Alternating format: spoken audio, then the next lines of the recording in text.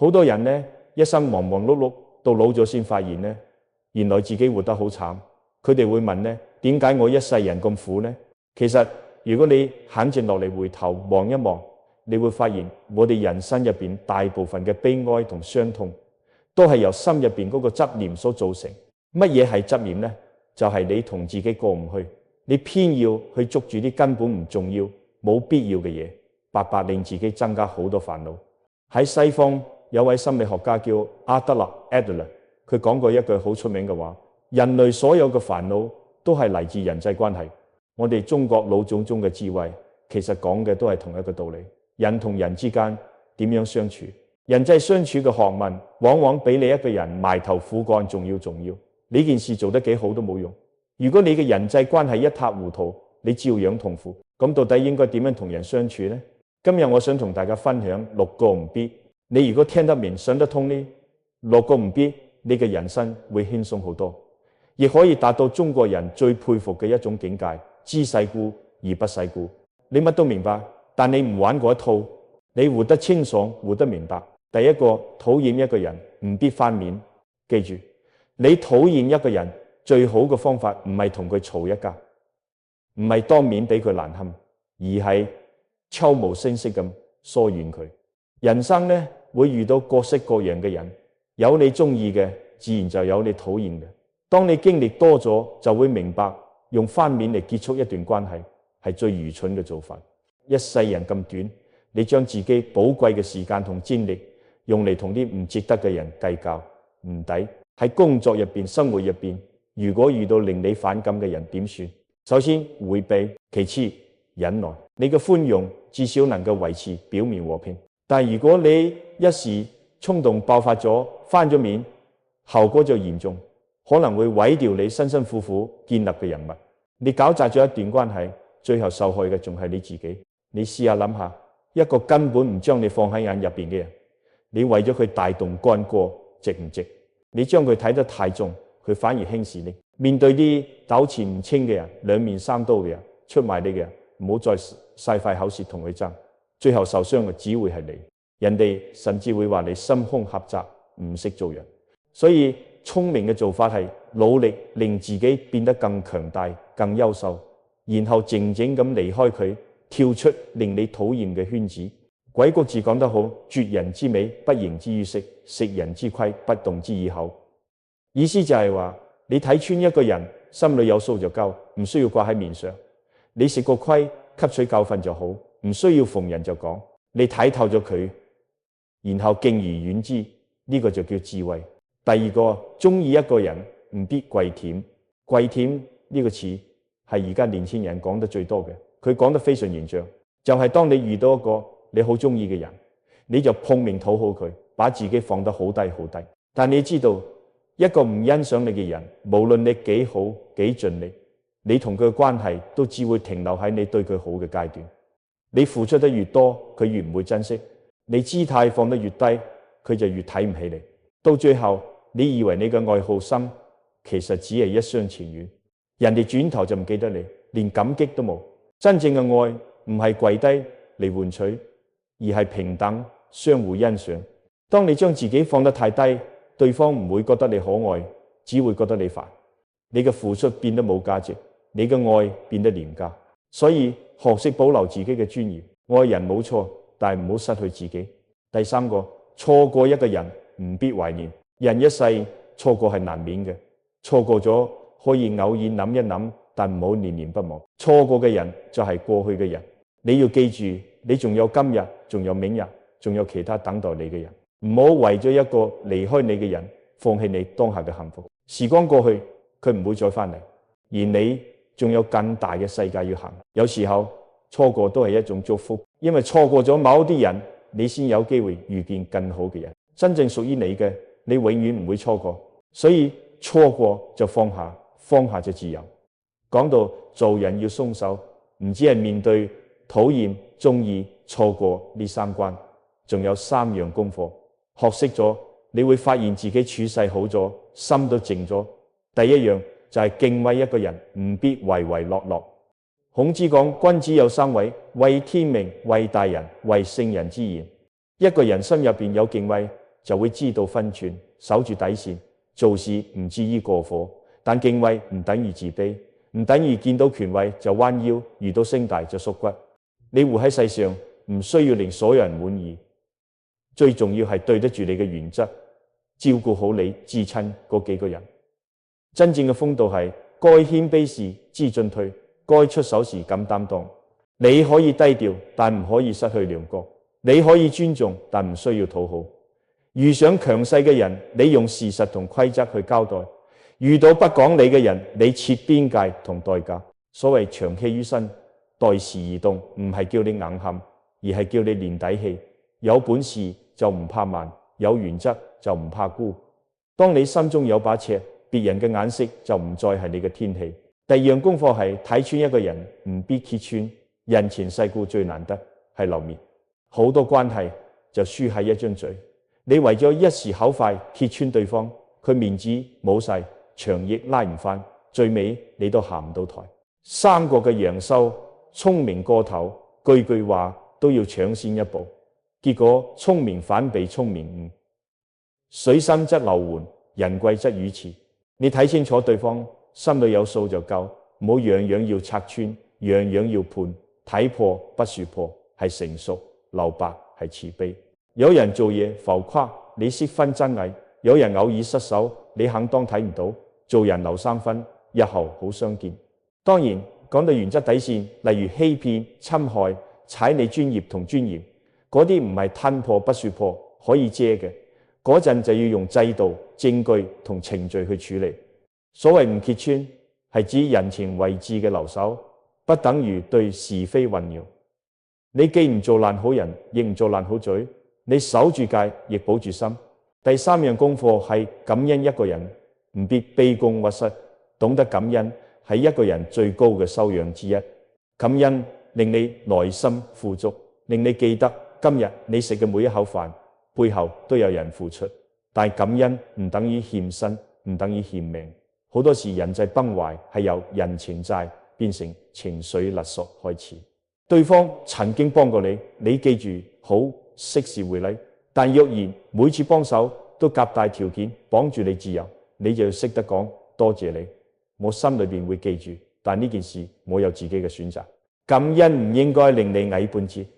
真心對你好嘅人唔會要你用自卑去還。社會複雜，人人要守原則同底線。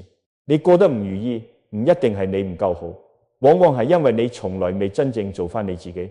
太想討好，太怕麻煩，太容易將他人嘅需要擺喺你之前。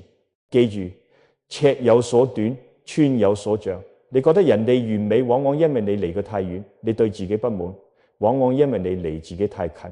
練習一樣本事，令人舒服，同時令自己自在，呢個先係高段位嘅處世之道。講翻落地做法，敬畏但奉迎，可以點做？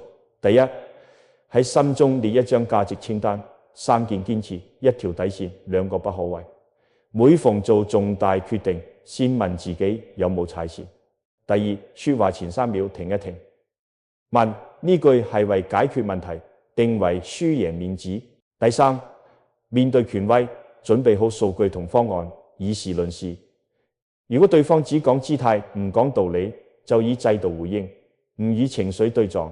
你會發現，越係有真材實料嘅人，越係尊重你嘅準備同邏輯。至於睇破不算破，有幾個小技巧。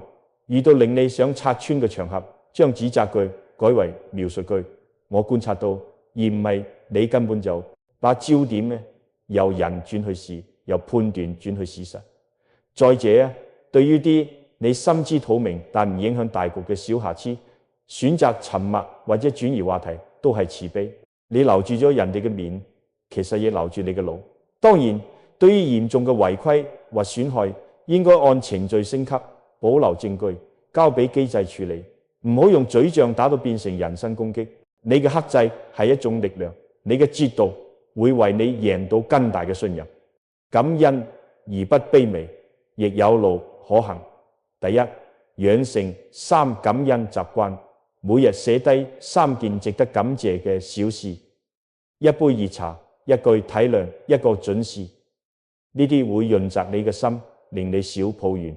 第二，設回應禮清單，對幫助你嘅人喺能力範圍內以實際行動回饋，例如互相引介、分享資源、公開致謝，但避免過度承諾，唔做自己做唔到嘅應承。第三，當對方以我幫過你作為籌碼，要求你做不合理嘅事，就用感恩加邊界句式。嗰次你出手，我一直記住呢件事，我確實做唔到，我可以提供另一種方法。你既冇否認人情，亦冇出賣自己。真正成熟嘅關係係彼此成全，而唔係彼此消耗。有人會問，咁做會唔會俾人話冷漠？其實正正相反，你有敬畏就會有分寸，你唔揭穿就會有慈悲，你識感恩就會有溫度，你唔卑躬屈膝就會有脊骨。四樣加埋先係真正嘅溫柔，有界限嘅溫柔。呢種溫柔唔會讓人欺負，呢種溫柔亦唔會逞強硬撼。你會發現，當你內在秩序一立，外在嘅風浪就冇咁容易掀翻你。再退步睇，呢三樣功課都係為下一步鋪路，由內而外整理你嘅能量場。你尊重天地法道，但唔自輕，於是你嘅心唔再卑微；你睇破而不算破，於是你嘅口唔再造謠；你感恩而有邊界，於是你嘅行唔再失衡。口、心、行三者合一，先裝得住福，擋得住難。當你咁樣修，世界回翻嚟嘅回聲都會逐步變柔和，可能未必即刻大逆轉，但你會感覺到困難仲喺，但你唔再慌，人心未改，但你知路點行。下一段我哋會由起心動念開始，講點樣用東方智慧去調頻，令你嘅世界慢慢變涼。到嗰陣你就會明白，所謂修行從來都唔係離地，而係將最實在嘅日常做得端正而安穩。你行得越正，路就越光；你心越定，福就越近。當你再回頭睇曾經嗰啲令你咬牙切齒嘅人和事，已經變成你修行路上最實用嘅教材。你會笑一笑，多謝你哋成全咗而家呢個冇咁容易崩嘅我。然後你會繼續行向更闊嘅地方。由面子與邊界收拾停當之後，下一步就係回到更核心嘅位置，起心動念。好多人問，點解我好似成日撞胡運？點解相同嘅事喺我度就越做越累，越做越錯？如果你肯由內到外去睇，你會發現外境多數只係回聲，真正嘅發聲器喺你心入邊。老祖宗講同氣相求，佛家講心生萬法，道家講一陰一陽之謂道，其實都係指向一個根本。你個人嘅念頭、情緒、語言、行為，日日夜夜喺發射信號，宇宙唔同層次嘅能量就按住你發出去嘅頻率嚟回應。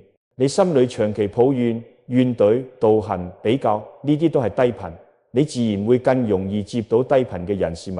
講是非嘅朋友圈，互相消耗嘅合作，看似着數，實際損耗嘅機會。相反，如果你由今日開始微微調高頻率，多少少感恩、尊重、專注、誠實，你會發現身邊某啲東西慢慢變得順滑。同事同你講嘢柔和咗，家人嘅情緒好似冇以前咁急。以前總係延誤嘅流程，竟然準時過先。唔係世界忽然變好，而係你嘅頻率變咗，世界嘅回聲自然改調。要調頻，第一步係守住當下嘅身。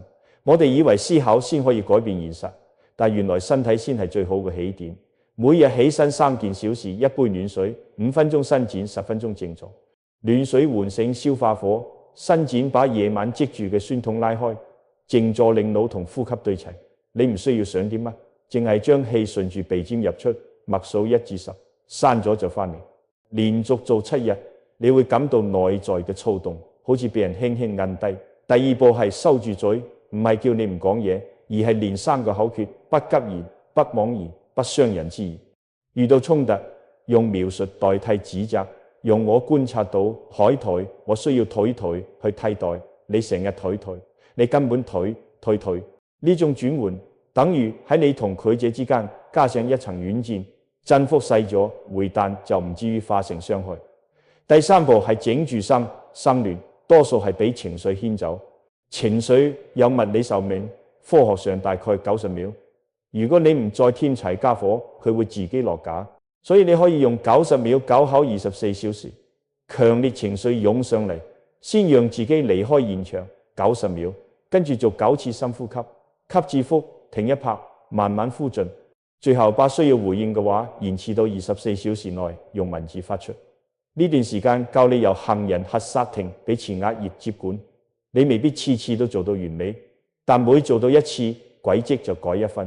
有朋友話我都試過感恩，但人生一樣多障礙。感恩唔係魔法杖，佢係吊瓶嘅穩定器。你寫低每日3件小事，有人替你按住門，落雨前趕得切上車，一杯咖啡啱啱好嘅溫度。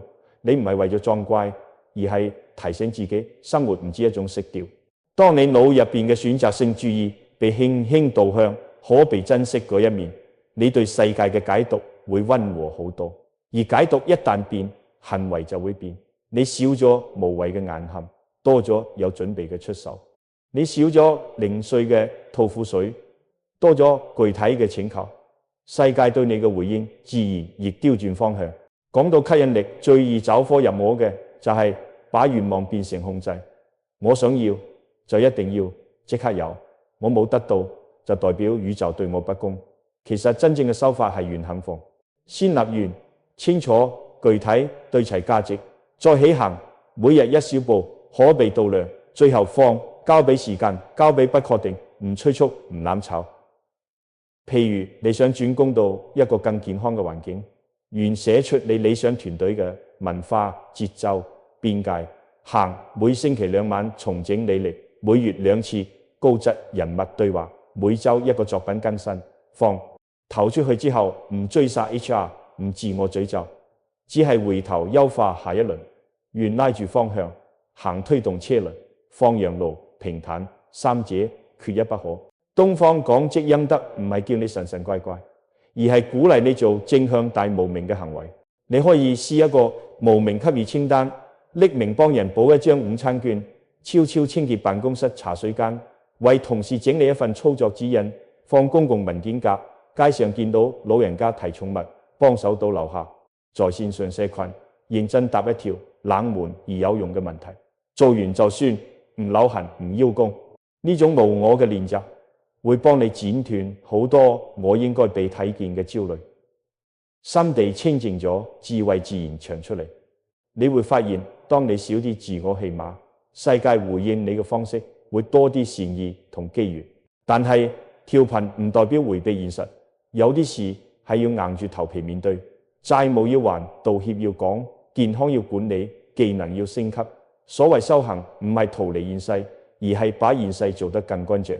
你可以將生活分為4個模組：身、睡眠、飲食、運動、業、工作、輸出、學習節奏、人親密與社交邊界、財收支與儲備。每個模組設一條最低標準線，例如11點半前熄燈，每週跑步2次，每日輸出100字學習筆記，每月結1次帳。最低線嘅作用係喺你情緒低潮時保你唔會跌穿生活。當你唔再日日上落過山車，你就有空間做更高維度嘅選擇。如果你問幾耐先見效，老實講，冇人可以俾你具體日子，但你會逐步察覺啲微小嘅跡象。你回信息前會停一停，你聽到別人嘅批評時胸口冇以前咁緊，你開始識得講唔得，同時仍然保持禮貌。你被否定之後2個鐘就恢復，而唔係2星期。你會因為一次把事情做對而欣慰，而唔再只係盯住自己做錯。呢啲細微變化係頻率轉向嘅記號，當呢啲記號夠多，臨界點就會嚟。一啲你以為永遠唔會發生嘅好事開始發生，一啲你以為永遠擺脫唔到嘅困局開始鬆動。你會真正體會到修心唔係神話，而係功法。最後送你一段簡單嘅日課，叫1日3穩：朝早穩身，暖水伸展靜坐，日間穩言。先描述後判斷，先提問後結論。夜晚穩心，3感恩，1反省。今日有一件事可以做得更好。持續21日，你會養出一個新基線；持續90日，你會換到一副新骨架。到嗰陣，你再望向外面嘅世界，喺同一個城市、同一份工、同一班人之間，你行路會穩，語氣會柔，眼神會亮。你會知唔係命運突然對你慷慨，而係你開始對命運溫柔。你不再用怨恨催促佢，只係用行動證明你值得。呢種溫柔最有力。下一部分我哋會講另一個經常被誤解嘅現象。1810嘅殘酷同舊約，點樣做個有原則嘅好人，不再俾人情債拖落水，同時唔失去為善之心。當你識得喺恩與戒之間站穩，你就真係踏上咗更高嘅台階。講到調頻修心，下一步要處理一條好殘酷但極實用嘅人際公式：1810。數學上當然唔成立，但喺人性入邊，佢偏偏成日都發生。你對一個人好100次，慢慢變成佢嘅理所當然。只要有一次冇做到，一次遲咗，一次講得唔夠好，前面嘅100次好，喺佢心入邊就一筆勾銷。呢種體驗，做父母嘅、做上司嘅、做拍檔嘅，甚至做朋友嘅，都或多或少試過。你會覺得委屈，我已經盡力，但現實係，當好冇邊界，好就會俾船化成應該。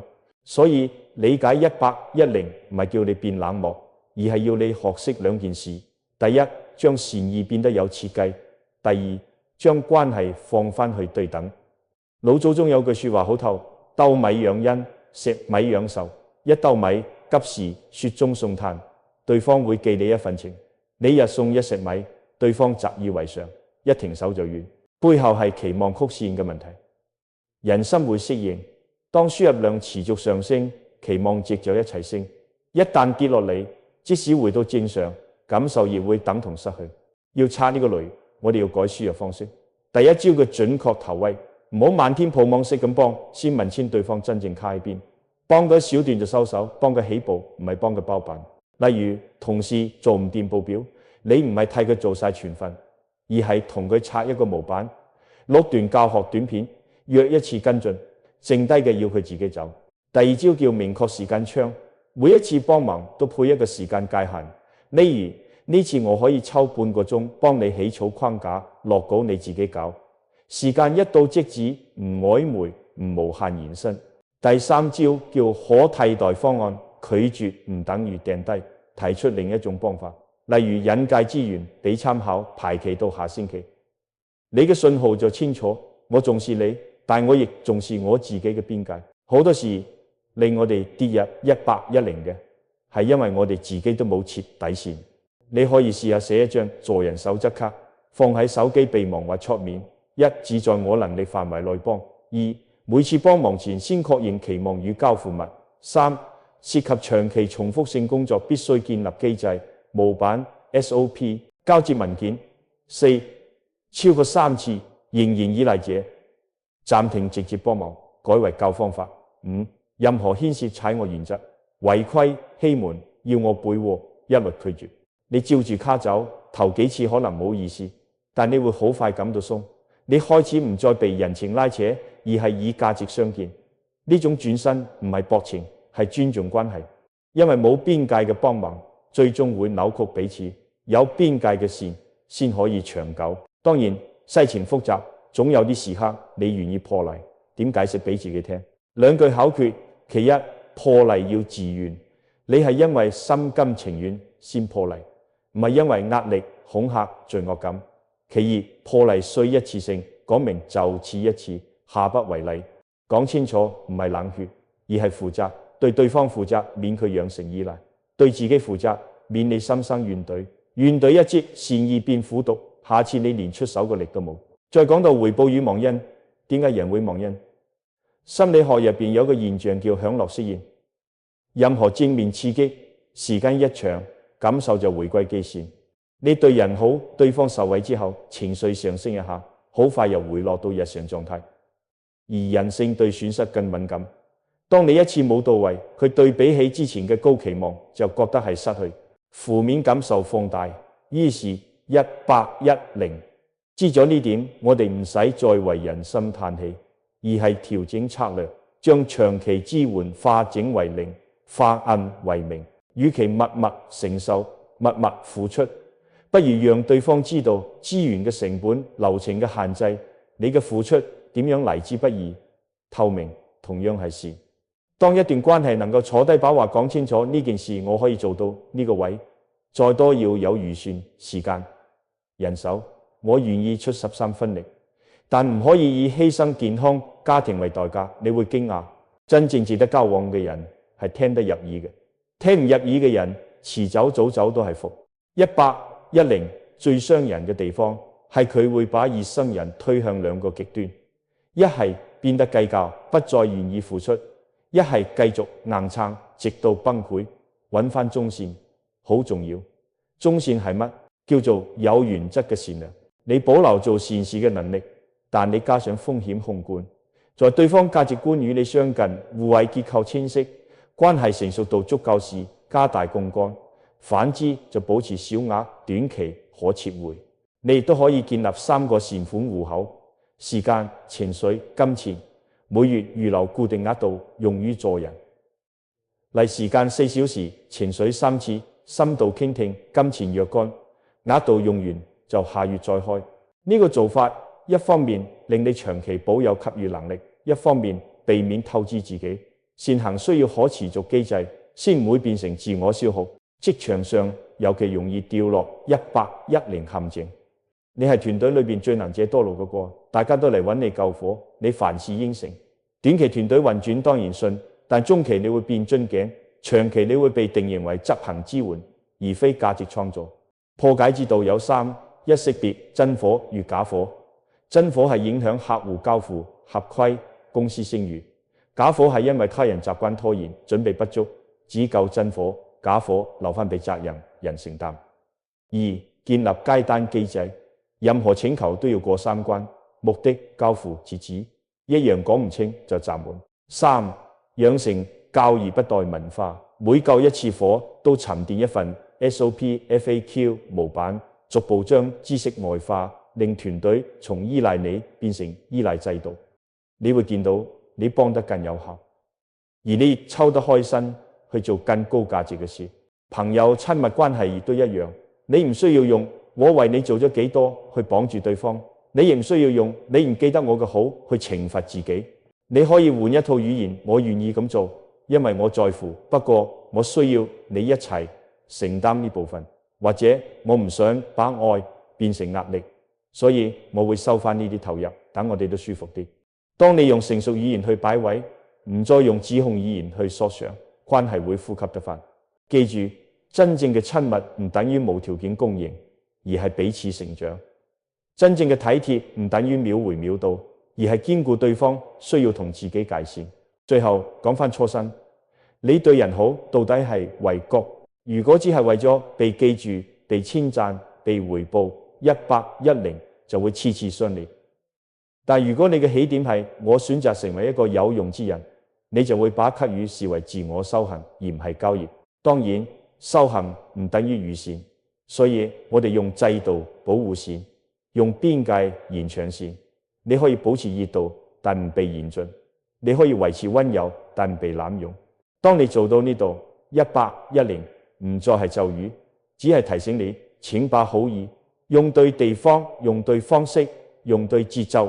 下一部分我哋會由此伸延，講3重境界：睇山是山，睇山不是山，睇山仲是山。點樣訓練自己成為觀察者，喺情緒風暴入邊穩住舵，唔再被外界牽走，慢慢走到一種更自由、更鮮明嘅活法。講到做人有原則嘅善良，下一步就要進入更深嘅功夫，由被情緒推住走，變成能夠觀看自己。禪宗講3重境界：睇山是山，睇水是水；睇山唔係山，睇水唔係水；睇山洞係山，睇水洞係水。第一重係天真，第二重係困惑，第三重係通透。大部分人卡喺第二重，見到山就開始用概念去切割，機會抑或阻礙，資源抑或負擔，贏抑或輸。見到水就想即刻過河，唔等天氣，唔睇潮汐。諗太多又諗唔透，越想越亂，情緒就將你拎住走，要走到第3重。關鍵唔係變得冇錢，而係在心裏面多打一個身份：觀察者。你仍然喺劇中，但你同時坐到台下，望住舞台上嘅自己，留意身體反應、情緒升降、念頭起滅，然後選擇一個更合適嘅行動。點樣訓練觀察者？第一招叫身位退半步。當你被觸發、被否定、被冒犯、被催逼嘅時候，身體會先講真話，心口緊、肩頸硬、掌心發熱、胃抽住。你唔需要壓住佢，淨係默默喺心裏邊標注心緊、肩硬、手熱、萎縮。標注唔係分析，係確認。確認之後呼吸3次，將視線由對方嘅眼移去佢眉心上方少少位置，輕輕分離，再把腳掌踩實地面。呢3個動作會幫你同行人客保持距離，令前額葉有機會接管。第2招叫語言降風，把你句改做我句。你點解成日拖？轉成我依家有壓力，因為截止時間到咗。把絕對改做具體。你永遠都唔尊重我。上次會議你打斷我3次，我好受影響。語言一轉，火就降一半。第3招叫視覺加一層。你可以問自己3個問題：呢件事如果喺我最好朋友身上，我會俾咩建議？如果半年後回望今日，我希望自己點反應？如果對方嘅行為只係出於一個中性原因，會係乜？3問落嚟，你會發現世界冇你想象咁窄，行動空間會打開。有個真實故事 ，A 君係項目經理，連續幾個月被一位資深同事頂撞，每開會對方都會挑佢流程，針佢數據。A 君本能係硬撼，但佢施咗觀察者練習，每逢對方出招，先標注身體反應，再用我句描述自己嘅需要。會後發一封記錄電郵，列明議決事項與責任歸屬。3星期後，對方嘅火降咗，因為佢發現唔再可以靠情緒把會議推翻，只能喺事實層面講理。更關鍵嘅係 A 君由被挑釁者變成秩序維護者，佢喺團隊入邊嘅角色升級咗。第3重睇山還是山，唔係神蹟，係一次次把心拉翻到當下，把語言拉翻到事實。不過做觀察者唔等於做旁觀者，旁觀者係抽離冷掉，觀察者係清醒仍然投入。點樣保持投入？3個小行動，其一，對齊意圖。每次談判會議對話前，寫落你此刻真正想達成嘅一件事，例如讓對方明白呢個風險，完成一件就收工。其二，在場聆聽他人講說話嘅時候，手指輕按虎口，提醒自己唔好心飛。其三，翻到身體，情緒上升嘅時候，舌尖輕頂上顎，腹部慢吸慢呼，將注意力放到鼻尖氣流。你會發現越在場越唔容易被拖走，越不被拖走，你越能做對選擇。禪宗第2重睇山唔係山，其實係一段必要嘅路。你開始識分析、識質疑、識拆解，呢啲能力好重要。但如果你被能力俘虜，就會變成過度控場。每件事都要即刻有答案，所有人都要同你步伐，每個變數都要俾你掌控。世界唔會照你設計行，於是你就長期焦灼。由第2重行去第3重，就要加2味藥，一味叫放，一味叫信。放嘅唔係責任，而係對結果嘅強執；信嘅唔係盲信，而係信因果、信節奏、信人在做，天在睇。你願意將手上可控嘅做好，對不可控嘅保留空間，生命就會回你一份回旋。你越想快越慢，你肯慢反而快。要養成第3重視覺，仲有一種日課叫3鏡。第1面鏡，反光鏡，每日問自己：今日我有咩反應係被情緒推住行？我點樣可以做得柔和一啲？第2面鏡，後視鏡，每週1次，挑一個尷尬場面重睇，寫低若重來一次，我會講咩？唔講咩？點收尾？第3面鏡，望遠鏡，每月1次，想像1年後嘅自己得立今日身邊，佢會笑我啲咩執着，欣賞我啲咩堅持。3鏡輪流照，心就唔會只盯住眼前嘅1寸地，而係時時回到更闊嘅天。有人會擔心咁樣睇會唔會令我變得冷？其實恰恰相反，你越能觀看自己，就越知人生不易；你對人就越慈，你越能安住自己，就越不需外求；你對事就越穩，慈與穩同時生長。你會發現，面對孩子嘅反叛，你先陪情緒落地，先講邏輯；面對伴侶嘅抱怨，你先聽見背後嘅恐懼，再討論安排；面對同事嘅失手，你先框住風險，再開出改正步驟。你做咗秩序，世界就少一分紊亂；你做咗容器，世界就多一分安穩。最後用一個小比喻作結：情緒係風，念頭係雲，身體係山。你追住風跑，跑唔完；你指住雲冒，冒唔山。你坐翻成座山，風自過，雲自散。當你學識坐山，世間種種就變成你修行嘅素材。有人讚你，你知道係風聲，唔係。有人搶你，你知道係雲影唔路，然後你會驚覺原來睇山都係山，唔係回到原點，而係回到原真。行路仍然係嗰條路，但你嘅腳跟穩，心跟靜，眼跟亮。下一部分我哋會把視覺再拉高少少，講財與愛嘅維度。點解錢解決到99%問題，卻解決唔到智慧與真愛？點樣先唔會被錢牽住鼻走，反而用更高維嘅價值去引導錢同關係回到正位？當你將價值擺正，資源自會跟位。講到第三重視覺之後，我哋將鏡頭拉去兩樣最敏感亦最根本嘅題目：錢同愛。市面上有人講錢可以解決世界上99%嘅問題，呢句話有幾分真？因為金錢係一種高維度嘅通行能量，佢可以快速調動資源，買到時間、專業、渠道，令生活嘅好多摩擦變得滑順，醫療、交通、教育、住屋、效率。但要記得，仲有嗰1%，錢永遠搞唔掂智慧同真愛。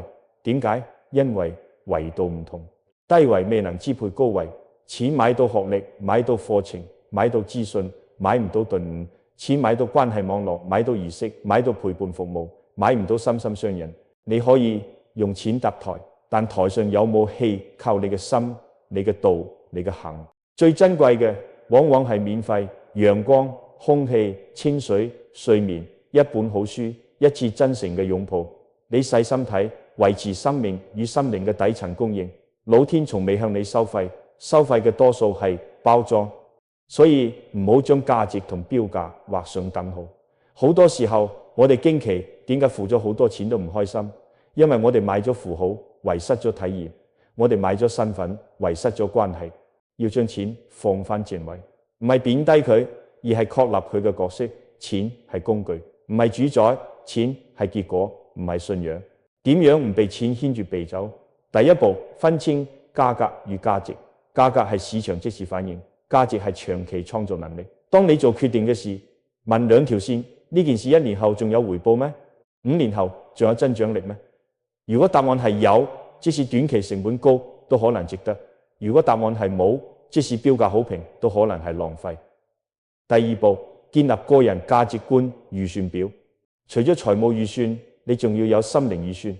今年我要投資嘅3件事：健康、睡眠與運動、學習、系統、讀書與作品輸出、關係、深度對話與高質陪伴。每月檢視一次，將錢流向對齊，價值流向。當流向對齊，你會發現錢開始有靈性，佢去到嘅地方會長出更多好嘢。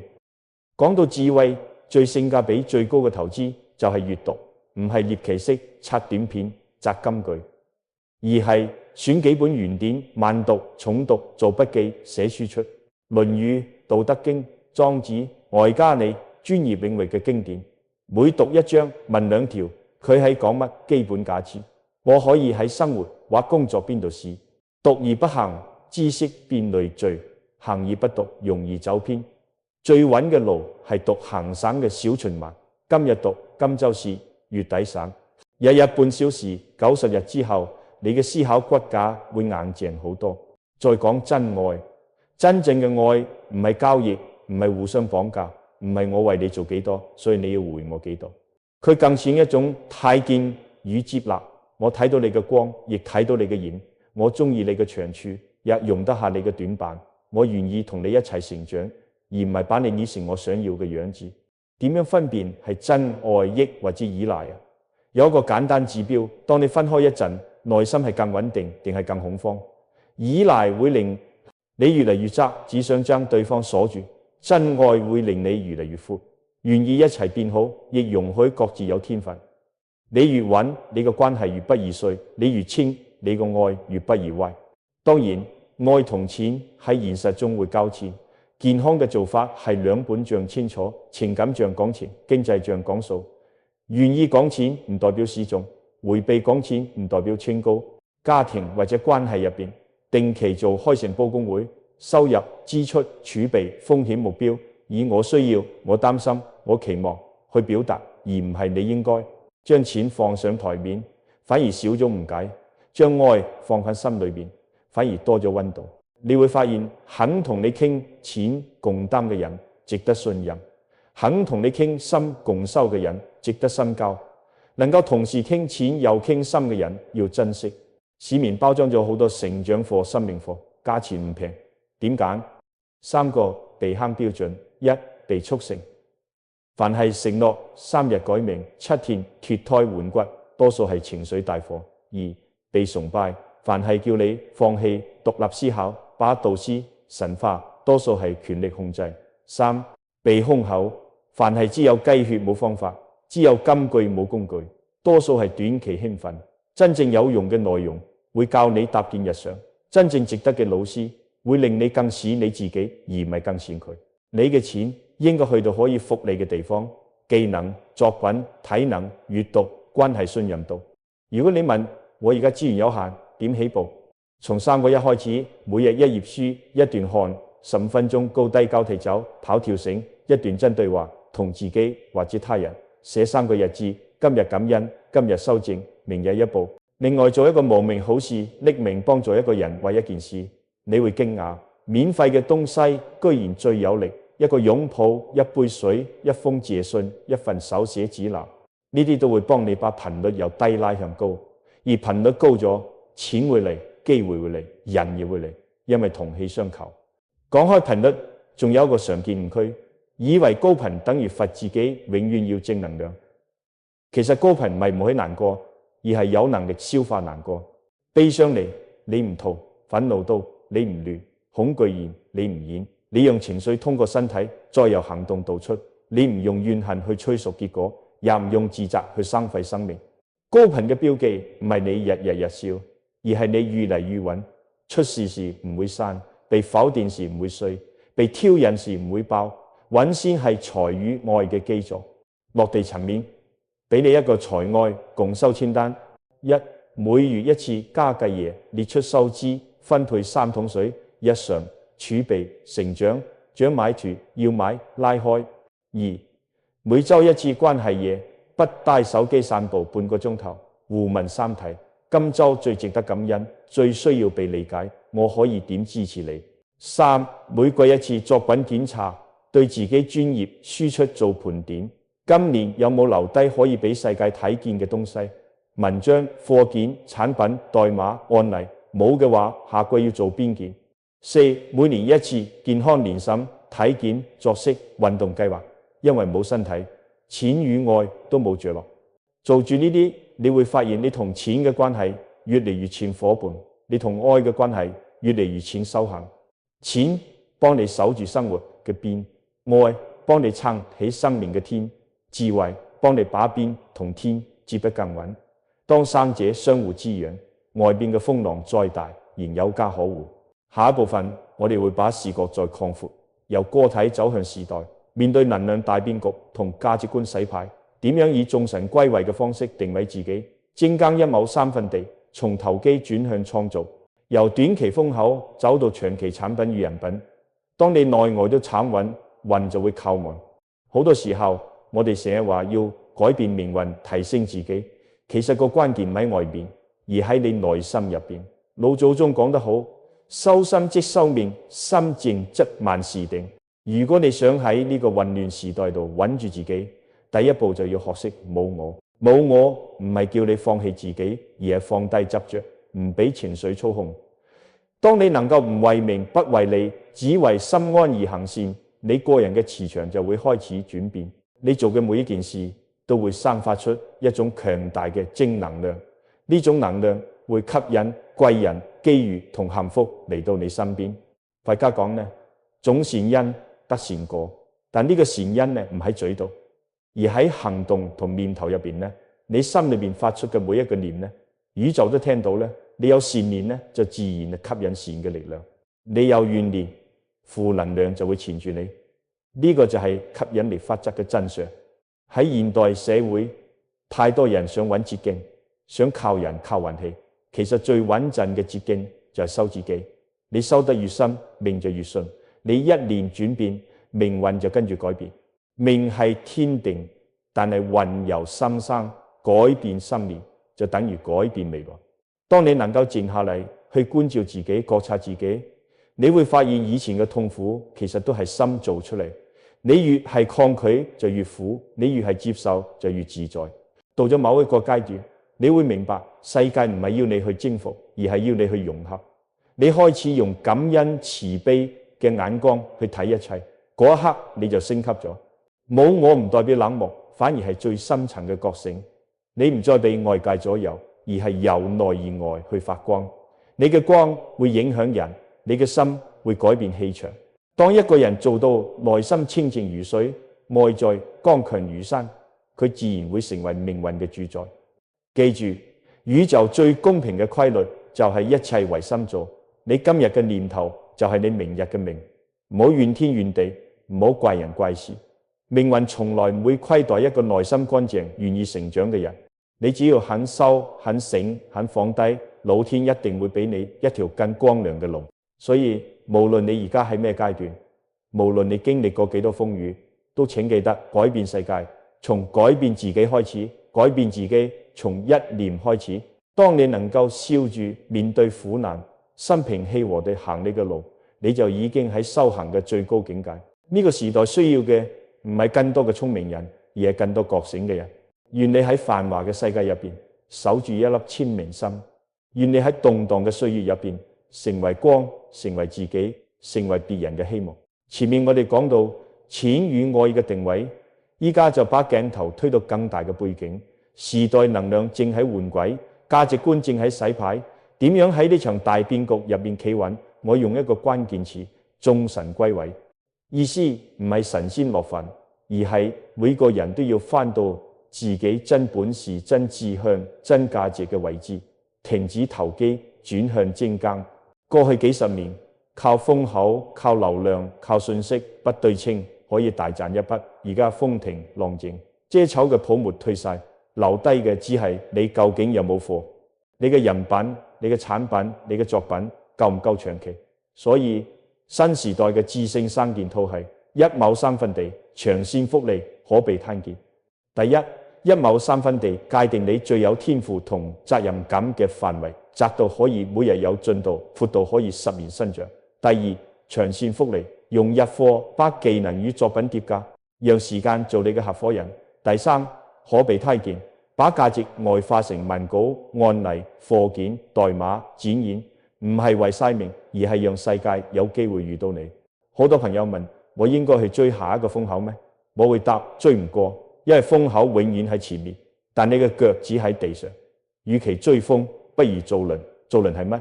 就係把能力抽象成模塊，把服務標準化，把流程 SOP 化，把知識可遷移化。你係設計師就建立自己嘅風格庫與交付模板，你係工程師就累積公共組件與測試基準，你係老師就搭建課程脈絡與案例集，你做生意就打磨產品手冊與用戶手記。呢啲嘢一旦做起，風嚟你跑得快，風走你唔會跌。複利始於可復用，眾神歸位仲代表一種倫理回歸。短期睇營銷，中期睇模式，長期睇產品。短期靠機遇，中期靠能力，長期靠人品。呢幾句唔係雞湯，而係風險控管。好多人衰喺把短期當長期，以為一次爆紅就等於可持續，或者把長期當短期。明明要3年打磨嘅產品，硬係用3個月壓出嚟，結果既傷團隊又傷口碑。要避呢種自殘，就要有2套表：一張現金流表，保證你唔會餓死；一張價值流表，保證你唔會枯死。現金流表管今季手頭單、回款、成本、風險；價值流表管3年，產品路線、作品里程碑、社群信任度、人才梯隊，雙表並行。你先有資格講長期。而家常聽到內卷呢2個字，內卷嘅根源唔只係競爭多，而係分工模糊，人人搶同一塊餅，結果所有人都食唔飽。破解之道唔係跟用力爭，而係跟千錯分。你要做嘅咧係定位金三角：獨到性、onlyness 可靠性、reliability 可替代成本。Switching course， 獨到性回答點解一定係你？你嘅視覺、審美、算法、方法論。可靠性回答幾時都揾得到你，準時、準確、周全。可替代成本回答點解唔易換你？資料沉澱、知識上下文、合作默契。當你三角成型，市場就會為你留位，同行都會讓路，因為你做嘅嘢有你先成。講大勢，轉向火，科技與文化會成為主旋律。科技唔止寫代碼，而係用工具把效率拉到新階段。文化唔止講故事，而係用意義把人心聚到新高度。你無論喺邊個行業，都要同呢兩股能量結盟，讓科技替你節省重複，讓文化替你釋放信任。最簡單嘅落地，建立你嘅個人運營系統，用項目管理工具統一任務、日程、知識，用數據儀表板追蹤你嘅關鍵指標，如輸出頻率、客戶流傳、健康里程，用輕量管道、newsletter、頻道、專欄定期對外輸出。當你由零散轉為系統，你已經比 99% 人站前一格。有朋友會話，我好想創作，但冇流量。把流量換成信任，流量係過客，信任係資產。信任點樣嚟？靠可預期嘅有用。固定頻率，讓人知道幾時揾到你；固定風格，讓人知道點樣認到你；固定質量，讓人知道憑乜信你。你唔需要10萬粉絲，你需要1000個真用戶。你唔需要爆款，你需要恒定輸出。當你喺同一條路連續行12個月，你會擁有第一批真正屬於你嘅人。當你連續行36個月，你會擁有可以養活你嘅事業。當你連續行120個月，你會擁有一個名為作品嘅生命體。作品會為你工作。再講人際，新時代唔流行抱大腿，而係結伴行。所謂結伴唔係搞大群，而係少數互補，長期共好。你可以按3種角色組合：造物者，把0變1；推動者，把1變10；秩序者，把10變100。三者互信就能跑得穩。組隊3原則：角色互補，帳目透明，退出機制清楚。任何合作一開始就寫明貢獻、分成、風險、退出，唔好怕掃興，清楚先長久。當你學識用契約保護關係，用制度保護善意，你會發現所謂人情難少咗好多。面對不確定性，我哋仲要練反脆弱。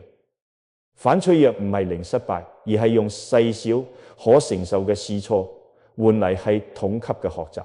用小賭注做探索，10%嘅時間做 A/B 測試，新主題、小專欄、微貨、微產品。用中樞守基本盤，90%時間護住現金流、健康、信任度。每次小試都有明確評估，1頁報告做咗乜，學到乜，下步乜，成功就 call， 失敗就收。長期睇，失敗會變成一個個踏腳石，將你抬高。當然唔好忘記根基、身心、身體係你同時代對話嘅容器。每週至少2次有氧，2次力量，日背肌拉伸，11點半前熄燈。心靈係你同世界對接嘅接跑。每週1日數位安息，每日15分鐘靜心，每月1次深入獨處。呢啲聽落普通，但佢哋係所有福利嘅地基。冇地基，樓起得越快，倒得越狠。總結呢一章，用3句話送俾你。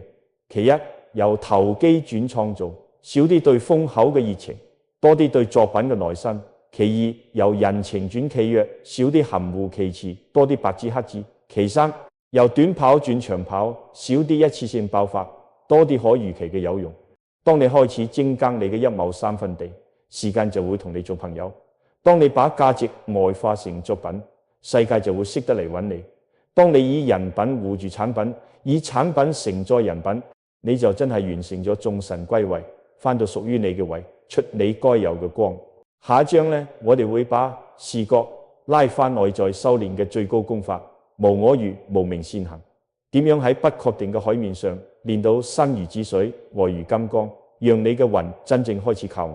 上次我哋講到無我同無明善行，今次就把呢2味藥落到生活同事業嘅全局。點樣喺不確定嘅海面上練到心如止水，外如金剛？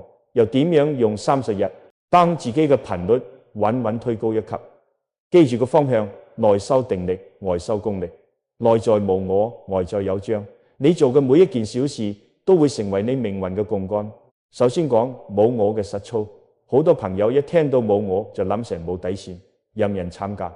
其實冇我唔係消失，而係冇執。你不再被我應該點束縛，但你仍然清楚我選擇點。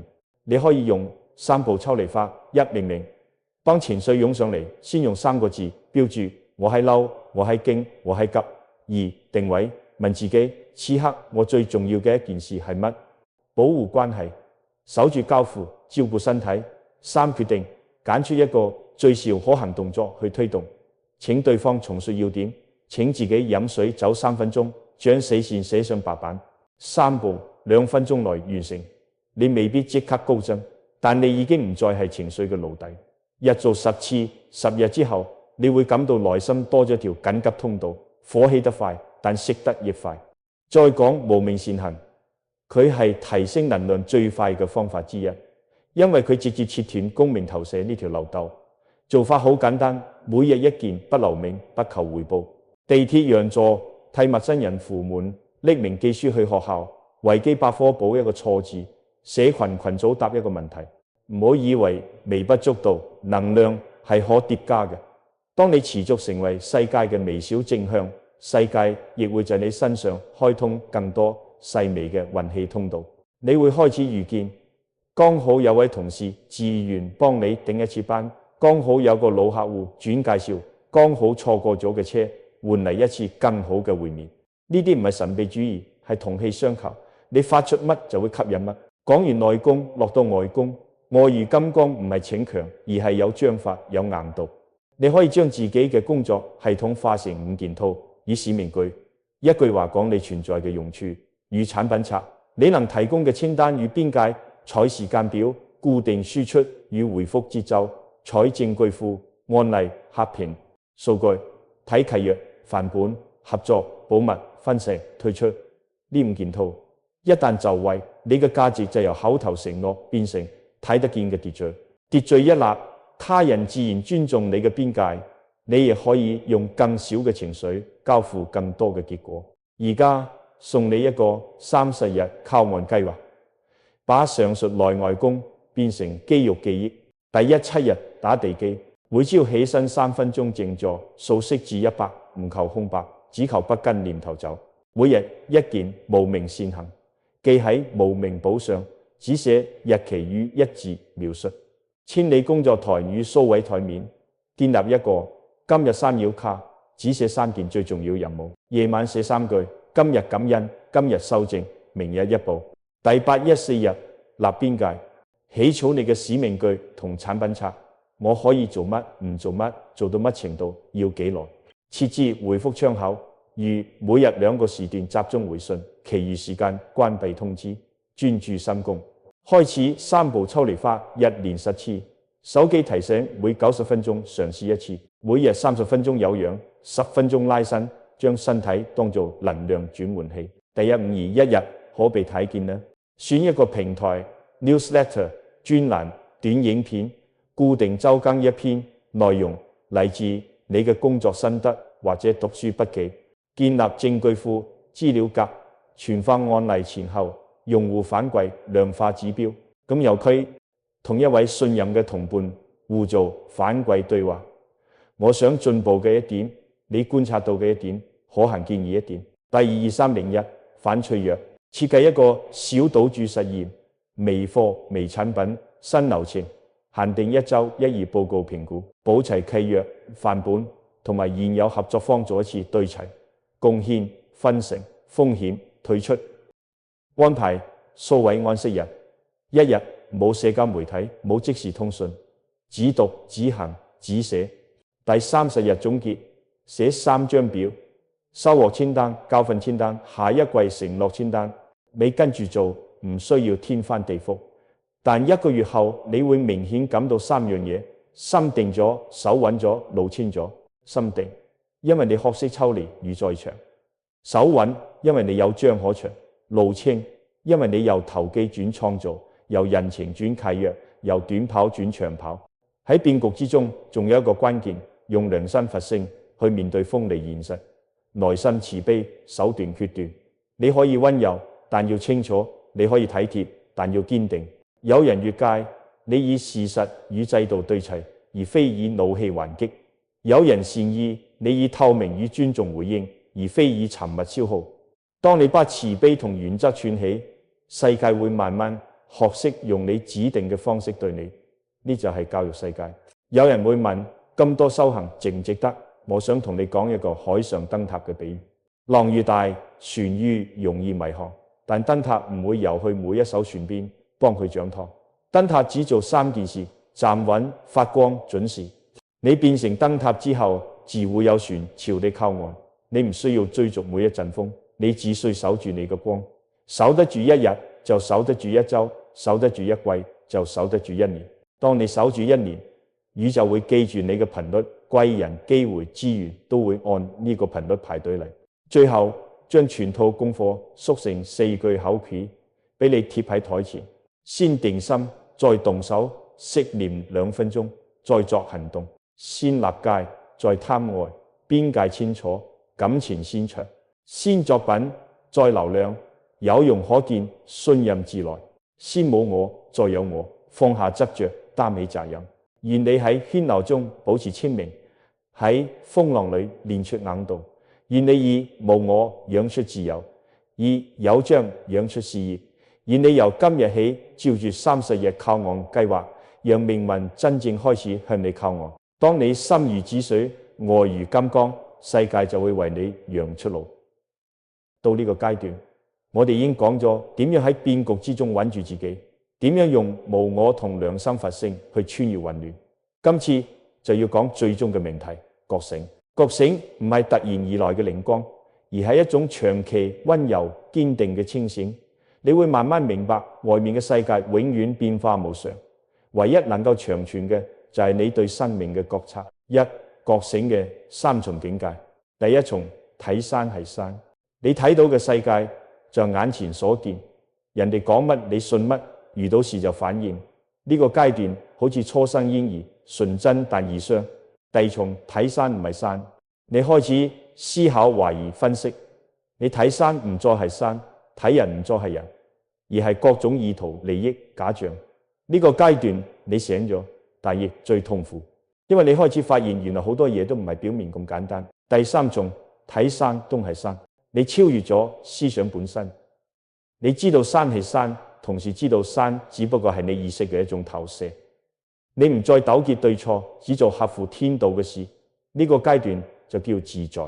覺醒嘅人唔係冇情緒，而係情緒唔再控制佢；唔係冇煩惱，而係煩惱唔再佔據佢嘅世界。而命運真正嘅運作方式，古人講積善之家必有餘慶，但點樣叫積善？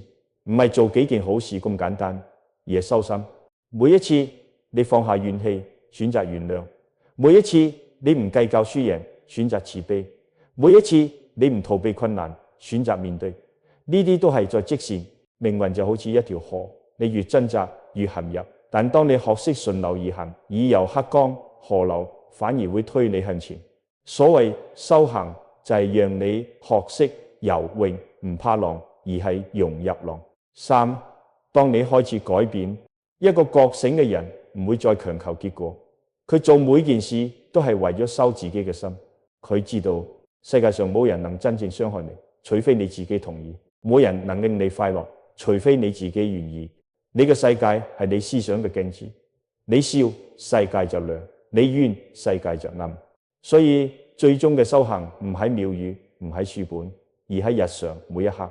喺地鐵裏忍住一句抱怨，喺工作上靜靜完成責任，喺夜深時仍然心存感恩。當你可以用愛睇一個傷害你嘅人，用平靜睇一個錯失嘅機會，用微笑面對命運嘅考驗，你就已經覺醒。4，最後嘅箴言：天地之間有一條最公平嘅法則，念起這個，你心裏種下乜，就一定會開出相應嘅花。種慈悲得安寧，種怨恨得痛苦，種信任得貴人，種恐懼得障礙。所以唔好再問命運點樣對你，問下自己，你喺播緊乜？命運唔偏心，宇宙唔會記仇，佢只會如實回應你發出嘅頻率。當你真正明白呢個道理，你就唔再驚前路，唔再恨過去。你開始明白，原來幸福一直喺你心裏。原來光唔係外邊照入嚟，而係由內發出。願你喺人海裏保留一份清明，喺逆境裏邊守住一粒柔軟，喺每一個平凡日子都能覺醒